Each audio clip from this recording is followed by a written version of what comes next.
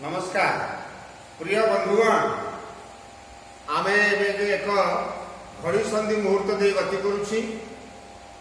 समग्र ओडिशार दीघारू गोपालपुर पर्यंत 400 किलोमीटर परिव्याप्त उपकूल अवस्थित बालीवंत एवं असुरक्षित आम अंचल आराध्य देवता पंचु पांडव मेलनर महामंत्री पांडव मानकर गेला भाई बाली प्रिय बंत प्रिय ठाकुर गाई गोरुंकर आराध्य देवता ब्रह्मगिरी कणास कुसुम प्रसाद समग्र पुरी जिलार आराध्य देवता श्री हरि सहदेव पीठ आज असुरक्षित बंत आज ध्वंस अभिमुखी।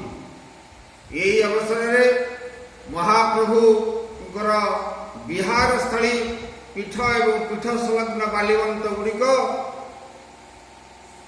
आज असुरक्षित एवं अबाधित भाव में ध्वंसाभिमुखी होगा जाऊँ। एणु महाप्रभुंकर कृपा लाभ करने बालीवंत को सुरक्षा देवाई ब्रह्मगिरी कृष्ण प्रसाद कणास अंचल स्वाभिमान को बचाई ऐक्य परंपरा शांति स्थिरता संहति को गाँ गाँव में बजाय रखापी आम समस्त को भावगत भाव में महाप्रभु हरिसहदेव सहित जड़ित होगाक पड़ो। महाप्रभु सहित आम अंचल प्रति गाँव संपर्क हजार हजार वर्ष तलू अच्छी। यही भाव को जागृत करने महाप्रभु को विपद पड़ी। महाप्रभु सब आमको महाविपद उद्धार कर आज महाप्रभु महाविपद पड़ी।